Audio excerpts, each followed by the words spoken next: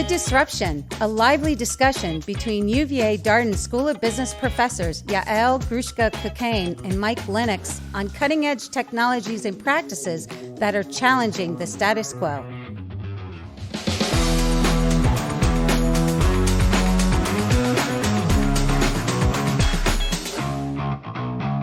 Hey, Mike, how are you doing? Yael, great to be back with you in the studio. I know, I've missed you. I know, I've seen you between the times you've been in the studio. That is true. But it has been a couple months in which we've been here. So I thought I'd start with just observing that in the last few months, thankfully, AI has not gained sentience and decided to destroy the human race. So that's good. On the downside, it seems like humans are pretty good about doing this to other humans, but we don't need to go on to those topics today. Yes, and it is true that I'm excited to be here because we haven't talked, and yet so much has happened in even such a short amount of time in terms of disruption around us, and technology just keeps surprising us every single day. So I'm excited for our conversation, and I know that it's going to, generate even many more conversations down the road. I think absolutely. Though I do find it funny with the, where we are in the hype cycle, especially around AI now, and the way people are acting as if it just came out of nowhere in the last year here, where clearly we both know this has been decades in the development. But it's at one of those points, clearly, where it has caught the public's imagination, and everyone is scrambling to figure out what should we do about this? Exactly. And you and I kind of, I think, date back in a similar fashion. And we remember moments like this in our past where there was a hype around the .com boom and the internet. There was a hype around everything to do with IMs and chatting and online synchronous discussion. There was all kinds of peak moments. And this seems like it's another very big game-changing moment in general in the world, let alone for business. Do you think it's moving faster? Everyone feels like it's moving faster. And I think about, we've only been doing this podcast for, a couple years now. Right. And there's been the hype cycle around crypto. There was the hype rise cycle and fall, around the yes. rise and fall of crypto. We could probably revisit that one at some point. The metaverse, was all the rage there for NFTs, a little while. Yes. They're still out there. Yes. Do you think it's accurate that things are moving faster now? Either that or I'm moving slower. And I know that that's definitely true. So it could be that that's just the sentiment that we get over time. But there is something to be said just technically to the fact that, yes, innovation probably is moving faster. The world is connected more than it ever has been connected before. And therefore, when there is a new discovery, it's instantaneously in the hands of everybody, not just in one pocket of the world. It does remind me, like in our lifetimes, the things and the technologies we've experienced. At the UVA football games, they have this fun little video they do now where they ask current football players, what is this object? So my favorite was they showed them an Atari, and the response was, is that an answering machine? They had no idea what a pager was or a fax machine. So clearly, technology does evolve. There you go. Well, today we're going to kind of revisit a topic, or I'll be curious to chat with you and with our expert around a topic that we've talked about before, but as you said, the hype around AI these days is especially felt around the notion of generative AI. We've talked about generative AI. We've talked about it in the arts. We've talked about it in the music. We've talked about it in writing. But it has ceased to calm down. And actually, we're now learning to live our lives with generative AI. And so we're coming back to revisit generative AI. Yeah, and obviously this is a topic that's constantly in the news. And I think what's fascinating is where we're seeing it manifest itself, especially with some of the strikes we've seen in the media sector, with the writer's strike and the actor's strike, and how central this question about generative AI is to those debates and discussions moving forward. So can we talk a little bit about why they're striking and what it is that they're striking about and how AI comes to play? Because I don't know that we always equate unions or organizations and strikes with a technology or disruptive technology necessarily. Usually it's about, conditions of work and more pay. So what exactly is at the heart of it right now? Shall we chat about that a little bit? Absolutely. I mean, again, claim no expertise in this field and their negotiations, but the sense I get is, those again who are superstars, right? Let's talk about like movie actors and the like. They do quite well. But they're just the top of the pyramid of a vast industry. And there are lots of actors and actresses who are spending their time, those little bit roles, maybe being an extra on the set and the like. And I would imagine that's where a lot of the fear is. It's been true for decades that there are scenes in which we observe in movies. I think about things like the Lord of the Rings series going back, where all those orcs weren't people in costumes, right? A lot of those were computer generated. And so this idea that with the technology as it's evolving, more and more of those actors are going to be AI and generated seems like a reasonable concern. Okay, so fascinating. So one, maybe there are concerns around the fact that there will be more computer and technology generated roles and less roles for individuals to make money off of. And that actually is interesting because we talked about that fear when we had concerns around who composes music and how AI might affect certain industries where there's a lot of bread earners at the level that create content for, let's say, jingles and marketing movies and the like. So I understand that fear. I actually think that there's something even deeper here that not only relates to the actors and the writers in Hollywood, but it relates to almost every one of us, is that some of what we're seeing with AI and all the hype around and the promise that generative AI brings is we have to remember that the training of these models was done on data and on content that was out there in the internet or sphere, but nobody asked anybody else's permission. We post things all the time, and we don't think that somebody eventually will be making money off of it, and that kind of raises some very interesting ethical questions. Yeah, especially as creators, people putting things kind of in the public domain. That's by the nature of what you do. What are the rights and responsibilities that you have once you've put something in the public domain? We can train a voice AI on someone in literally a matter of seconds at this point. What does that mean if you are doing a podcast, for example? Exactly. Is somebody going to deep fake our podcast here? How would we feel about it? And so I think that is at the heart of this question where consumers and content creators of all sorts are suddenly just recognizing that they need to be more aware of what gets done with their content. They need to think about the approval. And on the other hand, the tech companies, and not only the tech companies, I don't want to make them, the scapegoat here, but organizations are also leveraging the technology and running with it because they're excited about the opportunities, recognizing maybe a little bit after the fact that there are some complexities there on what was used in the training of those models. Yeah, and I've said on this podcast before, to be a little too cute, technology always wins. It's really hard to arrest the development of a technology like this, and how do we adjust to it, I think, is what we're all grappling with now, and especially, again, on some of these critical issues around intellectual property and content creation. I don't know if we'll get a resolution anytime soon, but we're clearly having it in the forefront, and the legal environment is now trying to figure this out. And their role. So as we discuss this, it's kind of interesting to know and to think about who exactly are the strikes against, or who are they negotiating with? Because like anything else, when there's somebody striking, they're trying to get the attention of some other counter party. In this case, it's primarily some of the, I guess that there's two outlets or two bodies that are expected to intervene. One is the studios themselves. When actors or writers, and while the writers' strike kind of ended recently, the actors' strike is still ongoing.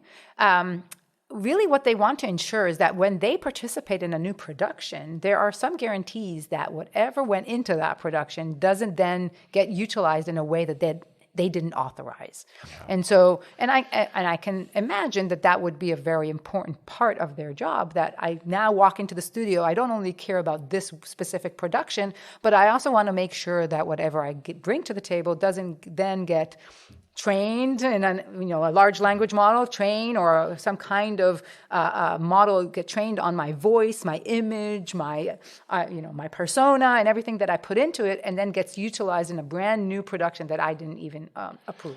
And what I worry about with this stream of thinking is, I think when it comes to your own individual identity, especially if you're a name, brand actor or writer or the like, clearly there's going to need to be some reckoning about deepfakes, as we've talked about them before.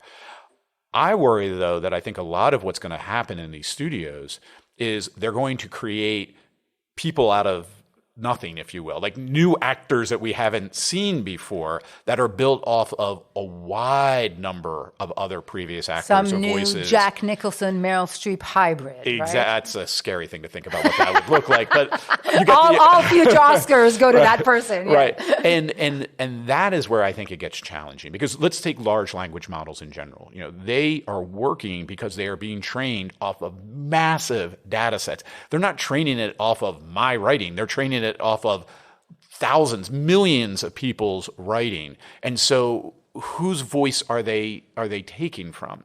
And we've discussed before in the context of music, you could argue that all music that is advanced is standing on the shoulders of giants, where you're taking bits and pieces from Dylan or pick your favorite artist and pulling it together. I think that's going to be very hard to make content-based claims if I am one of a million people you trained your AI on. And again, I think that maybe would be my bigger fear for these actors and actresses. Is it's not they're going to copy you. They're going to create something new based on you and a million other actors or writers and the like. That is a totally fair point and a very interesting aspect and dimension to this conversation. I just want to also briefly add that another kind of body or another outlet that is being called upon to intervene and to join the conversation are the policymakers. Yeah. We know that there have been questions, and you and I have talked about it in the context of business and how policy in Washington is trying, or does it stand a hope to put some guardrails around the development of generative AI and the deployment of generative AI in the wild? I know that you're quite skeptical, but the Actors Guild and the other organizations are hoping that there will be some centralized effort, especially as we think about it, like they've intervened before, like against piracy, for instance. Yeah. Well, again, my skepticism comes from all the calls for regulating AI. I have seen very little specifics on what exactly are you talking about. And you often see, data ownership being raised, but to the same point I was making about how you train on these large data sets, again, what exactly are you saying here? I think typically when the technology is moving quickly, it is very hard for the policy and regulatory frameworks to keep up with it. It's not that they won't eventually, but again, I'm not seeing clear ideas of even what those regulatory interventions would actually be. And by the time they get developed, the technology will be 5 steps ahead. Yeah. I think it's probably time for us to bring in our expert for today, because I know I'm at my extent of being able to talk about. We have only concerns. We have no answers. Yes, exactly. So hopefully Anthony will provide us with all the answers today. So I'm really pleased that we have our colleague and friend here, Anthony Palomba, who's an assistant professor here at the Darden School. He teaches leadership communication, but he also teaches storytelling with data, which I think is such an important skill these days. And in his research, he explores how and why audiences consume entertainment.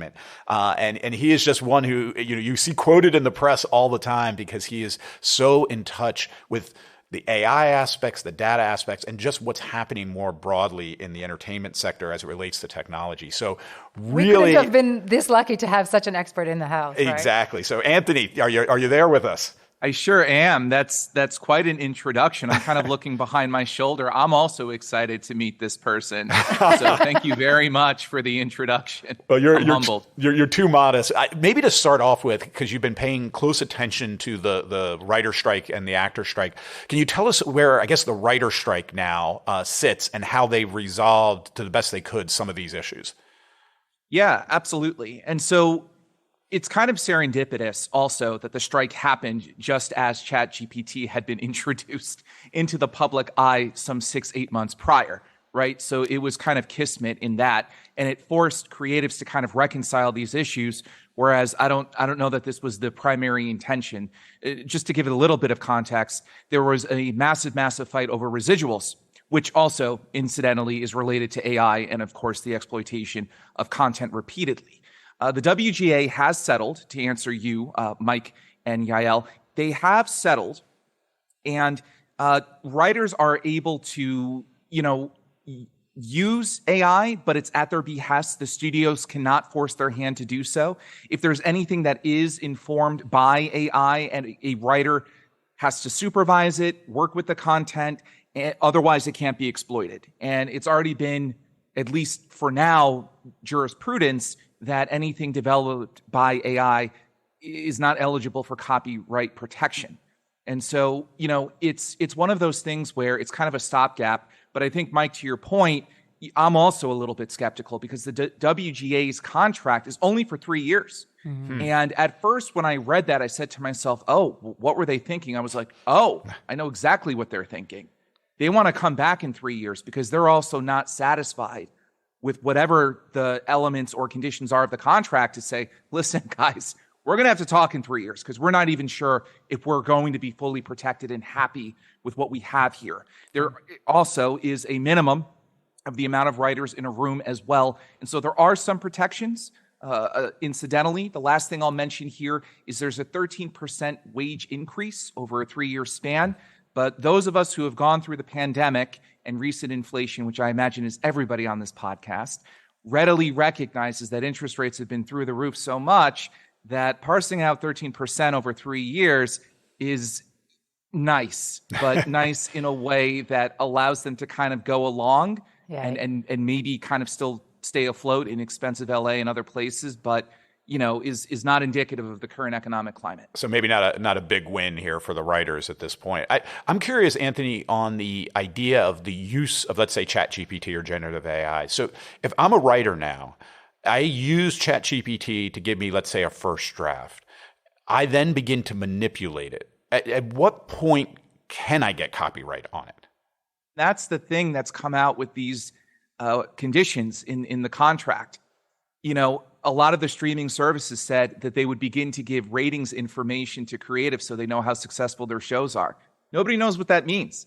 And nobody knows what it means if a writer is part of a script, to what extent is that particular boundary. Mm-hmm. I've been running a study currently that looks at what makes a hit TV series. And I've been talking to writers, directors, and producers all summer. We're hoping to hit about 50 people, 50 creatives. And the conversation has been quite interesting when I bring this up to them. Some writers have used it to kind of, ideate and figure out kind of new different ideas. If there's writer's block, it's a great thing to turn to. Titles, actually, especially from what I'm hearing, are quite useful. And I think what you're hearing here is a nugget, right? What's the nugget? Is there like a little bit that can be expounded upon, or something that can be ideated by an AI machine? All of this is to say that's what I'm gleaning from how writers are using this. But to answer you specifically, Mike, that is still very, very nebulous and amorphous. And I think it gives credence to why the writers, despite a lengthy and contentious 5-month strike, want to talk in 2026 when the contract is up again. Now, it's interesting because, it's like other topics of technology and disruption that we've had on our podcast here. Some problems are not new, meaning with new evolution of technologies, the same old problems get revisited. And so I guess when we moved from radio to print to TV, I should say, in terms of like a major kind of public use and advertising channel, it became clear that actors' faces and voices need to have some, the actors themselves need to have some kind of say in who gets to use it and in what way. And there are some states that do have protection in place for the use of somebody's face and voice, that they need to offer consent. Aren't we talking about just the same old thing in a new format with a new technology? I think we are to some extent, because obviously there are IP lawyers who are, salivating and waiting for somebody to violate one of the IP laws that are in place right now, right? To say that, oh, you can't use my client's likeness or image. I think part of the struggle or the strife with this is that if we think of Marlon Brando, we think of Elvis, we think of these larger than life characters who have passed on, or, a James Dean, or even using Tom Hanks, who's still with us, his likeness or image, or a Meryl Streep.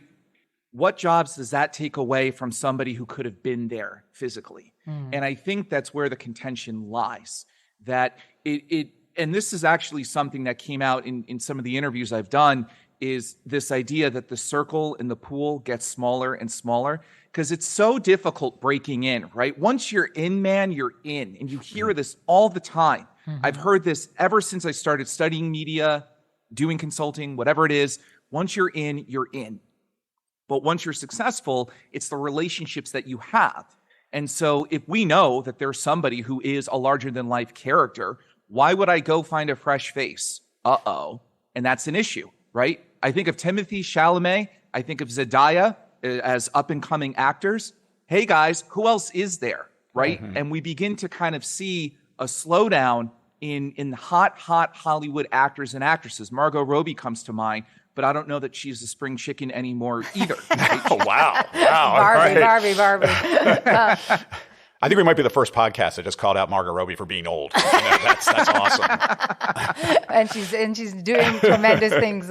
Yeah, you raise a good point, Anthony, because I think, again, this is where the good and the bad sides come out of technology. And I will go on the record and state that in the past, I've been, in favor of some of these innovations. I think I forecasted that it would be a good disruption. And when I did so, if I kind of bring back to recollection my thinking then and what I feel now, at the same time that it presents some narrowing of the field because creators can just create their new, can rely on old actors and not bring in new faces. At the same time, I do see some kind of democratization of this technology and the access point. And I can see what my son can create on his own computer, or like what, just a layperson can do is so much more advanced than before. And access to these tools provides many more people to contribute and generate content. Like everybody can add something to TikTok and become a superstar. Like those two things are happening simultaneously, right? So like, is it always narrowing the field, or is it also opening the door to so many more people?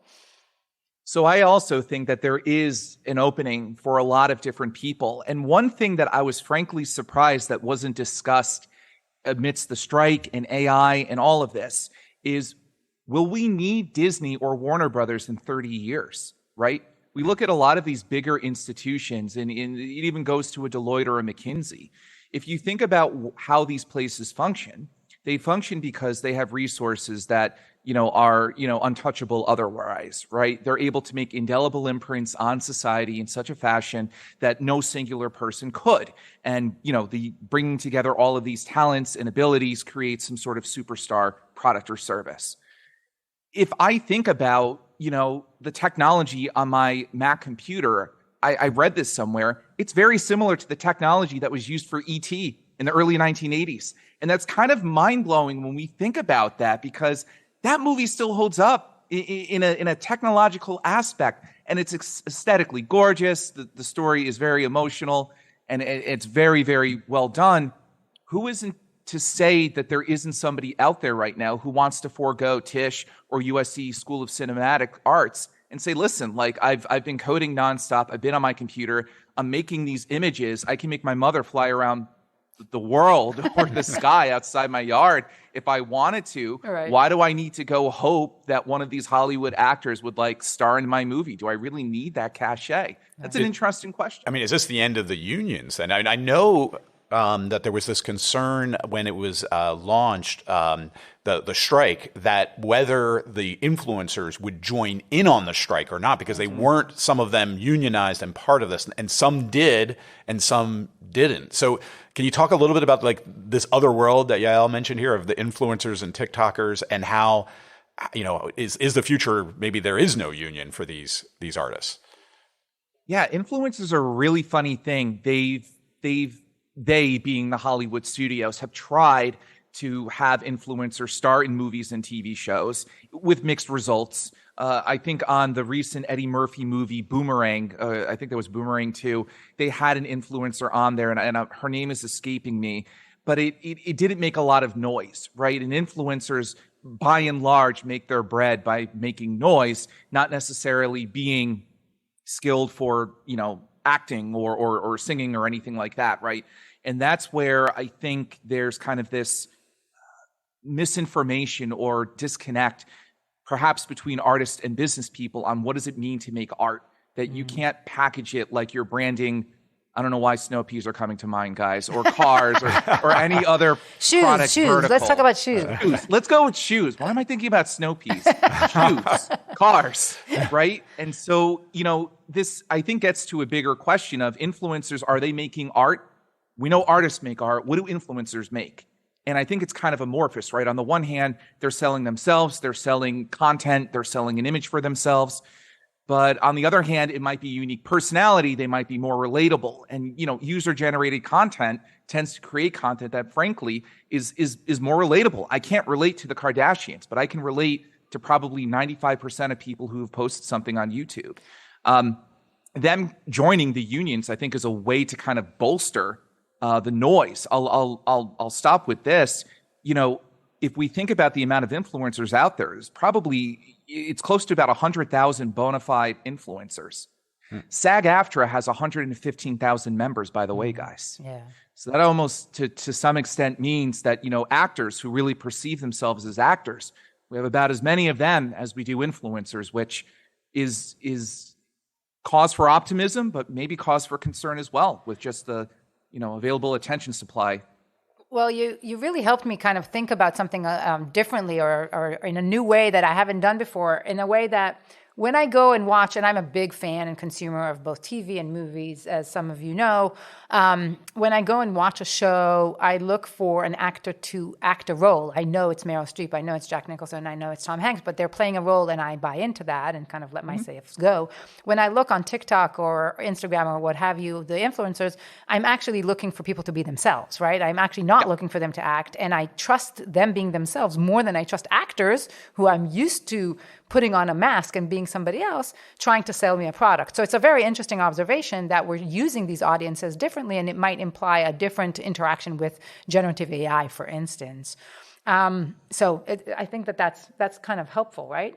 For me, yeah. In my mind, not surprising as a business strategist, is going a different direction here, which is, massive lowering the barriers to entry into content creation. And that's been happening for a variety of reasons for a while. And that generative AI, is going to just accelerate that, or at the very least, drastically reduce the cost of content creation. And to your point, you might be able to sit at your laptop and make a ET quality a movie. Lots of questions on writing ability and things like that. But if that's the case, does this undermine the whole business model of entertainment, period? And I know we've been seeing, and I know it's something you look into, Anthony, the streaming model and how all the streamers are struggling to make this profitable. The content creation demands are so huge, so there is a cost associated with that. Maybe the costs are coming down. Whether the consumer is willing to pay a premium for that bundle we call Disney Plus, or that bundle we call, Max. How do you see this playing out from kind of a business economic standpoint? Oh my God, how much time do you have? We're doing fine. Oh my goodness. No, I mean, first and foremost for your listeners, the media and entertainment conglomerates, perhaps sans Netflix, are in massive debt. Everybody chased Netflix down the rabbit hole, but Netflix was the thinnest, so to speak, to get out, and everybody else is still in the dark.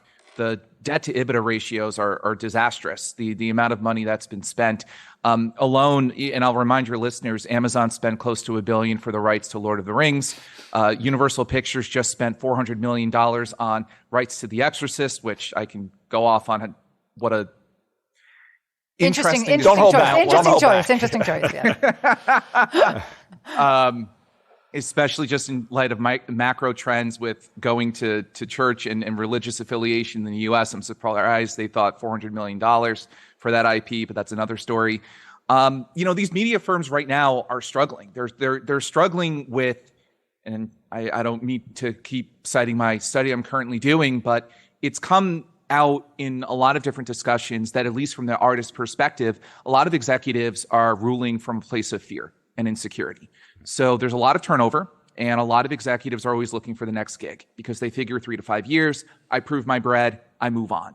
And it's difficult when you're producing art, because art on a supply chain, which is a very funny thing to think about, the Mona Lisa or a Monet painting on an assembly line, takes a while. We don't see this, though. And that's kind of the issue, right? It's very difficult to really internalize just how long it takes to create and craft something. And so for a lot of these executives, they create a supply chain. Usually it's for IP that's very familiar. And, they try to get some of it out the door. But by the time they leave, well, it's the next chump's job to kind of fix my mess or whatever I've done, because the next person will figure it out. And so as this compounds over time, you have this debt issue. And everybody thought that, the way to beat a tech giant was to scale like one.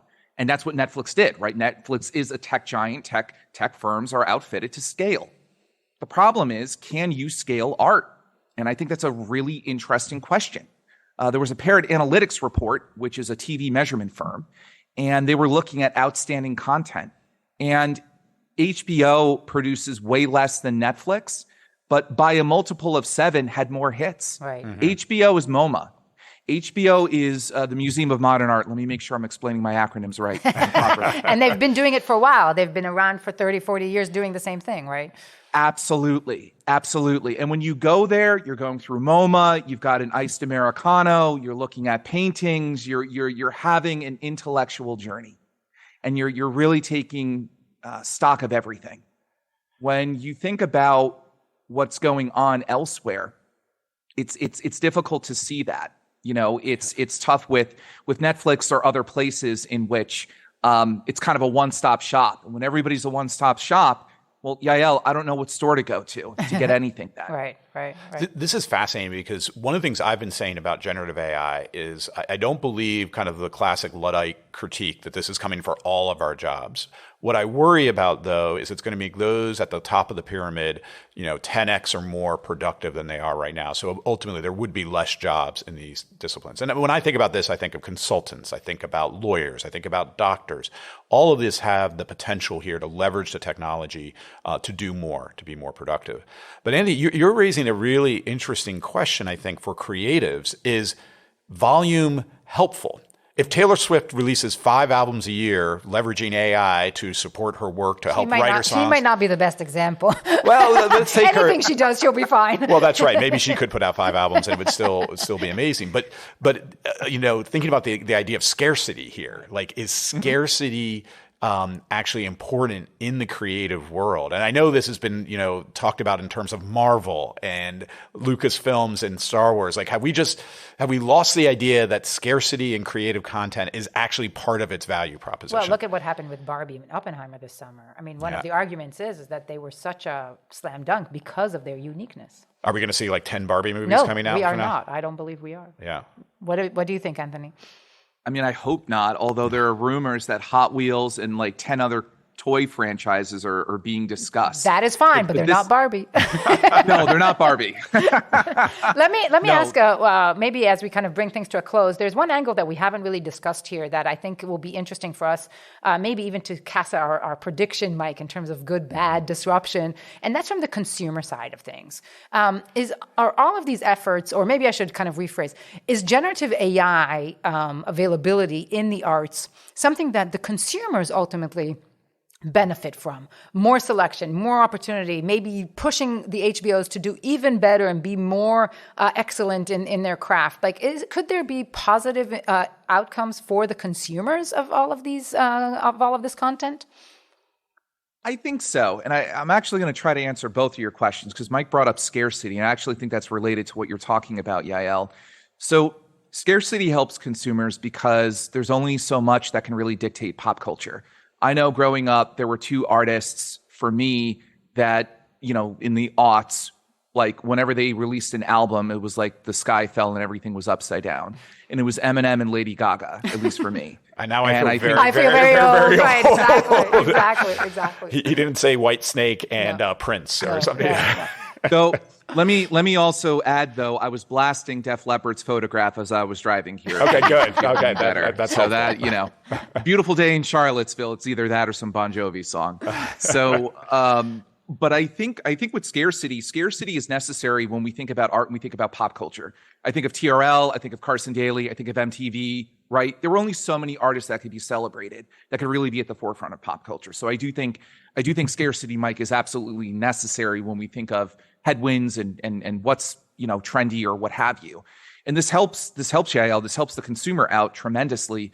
I think, for one, because with so much content, I think what we're finding is consumers are starting to be a bit more sophisticated in where they go, what they look for, and they're starting to be more informed than they probably were because now they have to be. The onus is on them to be a TV guide. Each one of us now is a walking TV guide to figure out where stuff is and where stuff can be located. And so that's kind of fallen on us. Right. I think for consumers, sorry, yeah. No. I was just saying fascinating. Yeah, keep going. Yeah. And I think for consumers, if I think about some of the things that can benefit them, creators now can do things that they couldn't before, right? And so I think about painters 110 years ago who were realists and they were trying to paint landscapes, but they couldn't just nail it, right? Because of course there are limitations with a paintbrush. Now, given all of the kerfuffle that came along with the camera and painters saying, what the hell are you doing? You're upending our entire industry. Well, why are you taking photos with some sort of booth and you're putting your face under a blanket and you're taking a snap? What are you doing?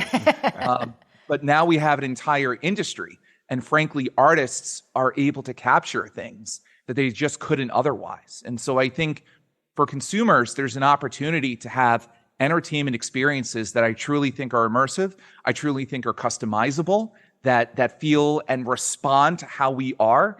McKinsey had a report in which, and I've said this for a while, but I'm not the only person, emotions, being able to track consumer emotions during a movie. Can you make a movie scarier or less scarier in real time based on the physiological responses of people? That could be cool, right? That could be interesting. Or is it that Kevin Costner wears the Calvin Klein jacket because they know that I wear a Calvin Klein, but Mike sees Tommy Hilfiger and whatever? Like, it's good experiences for both of us. So I try to be a glass half full kind of guy with all of this. And so I think there are a lot of opportunities that I'm not even listing here, frankly, that I think we're going to see. Do you think, my mind always goes to Black Mirror. They do such a good job, like hitting some of these trends. And I'm forgetting the name. It's like Everybody Hates, forget the name of the woman, but it starred Salma Hayek. And it was this idea that we would have incredibly personalized content, right? Like we would have like your own story leveraging generative AI for you. I mean, is that where we're moving to? Like just hyper specialization, or is there reasons to believe that that's not how the human mind works? I mean, it's kind of interesting, right? Like if we all go on a roller coaster, it's more or less the same experience. Okay. So we all want that experience because it brings us together, it binds us together. There's some sort of, we did it, right? We buy the t-shirts, I rode the roller coaster or whatever, and I survived. We have more fragmentation going on with the way that we digest content. And at a point, it's not going to be cost effective to do that, right? And I think about this with movies. With the glacial decline of movie attendance, I mean, think about it. We still need a lot of butts in seats for superhero movies. Those things are expensive. Right. So if we can't keep getting people in the door for these expensive things, we might have to pivot and think about how to kind of customize entertainment differently. But I also think to a certain point, and you guys know this, it's possible to overtrain models. And when models are overfit, they decay and they become waste. And anything that is overly trained on an AI machine at a certain point also becomes useless after a while. So true. And so I think it's modification, and I think it goes back to what is the story that people want to tell. Bandersnatch on Netflix, which is a Black Mirror spinoff, was a choose your own adventure, right, guys? Like you were able to kind of see different permutations. Right. That was really central to a story about making a video game and seeing how different decisions could inform the game. I could see that being applied to that experience. But, if I'm going to, I don't know, the DMV, I mean, would you really want to choose your own adventure with Anthony Palomba going to the DMV? That sounds awful. But it's a very interesting principle, because I think it holds true for, as you said, many other use cases of AI, in which at some point, if we over-specialize and overfit, right, as the term is, overfit to an individual, it's going to become useless or not as well received, because it'll be boring. Like, I can have the best show in the world, but then if I can't talk to my family, my friends, and everybody about it, then suddenly it becomes unrelatable and I no longer might find it interesting, right? I'm living my life. I don't need to watch it as well. So that's a really interesting observation. Anthony, this has been great. Yeah, thank you so much. I mean, it's at that point now, Yael, where you and I have to make our choices. Yes. So we're going to focus on the consumer side. That's okay? right. Because I think we haven't really thought about it before this call. So we talked about it mainly in terms of the artist before. So correct. if we think about it from the consumer, right. I'll ask you first. Okay. Is generative AI and all the things going along with it a good disruption, bad disruption, or no disruption? Oh, definitely. I think it's a disruption. And I still stand on the side of good. I do believe that ultimately more selection, more awareness, more sophistication will lead to a better product at the end of the day. I think the TV and movies that we're seeing today by far superior on average to what we would see a long time ago because the technology has evolved. And I'm excited about the content of the future. I consume it a lot, and I think I'm going to continue to consume it in high doses. Yeah, as often with me, I'm kind of on the fence on this one, even when it comes to consumer. In general, more content, more creative ability, lowering the cost of content, all of those should be wonderful for the consumer. The only thing that I have as a negative in the back of my mind is this idea of the endogeneity of preferences. And do we create... What does that mean? That and sounds what does awfully that academic. mean is that, very academic, that our preferences that we have can be shaped by the technology. And do we go to kind of the cat video becomes the content we consume because it is the easiest and it hits the right receptors in our brains here? That would be my only worry, that we think this flourishing of content is going to lead to more creative and interesting and diverse content, or does it lead to homogenization? I can't pronounce that word, and it's all kind of consuming. But I'm going to go on the positive side this time. I'm going to go good disruption for the consumer, with my little caveat and concern about where are we 10, 15 years from now. I think one of our future podcasts and episodes should be focused on the human in the loop, Mike, because I think it relates a little bit to your concerns. I think that's where we need to talk about judgment and how it kind of interacts and what we can do as thinking about disruption and technology, what we can do to really kind of identify how do we keep the judgment and the control in the hands of the humans. I love it. So there's a future topic. Again, thank you to Anthony. Thank you, as always, to our producer, Gary, our lead researcher, Becky. I do want to end on one final note, which is I want someone on our listening crew, if you happen to put together Good Vibrations by Mark Wahlberg. But change it to Good Disruption. Change it to Good Disruption. We'll deal with the IP issues later, but we're still looking for that theme song for our podcast there. So thank you very much. It was nice chatting with you.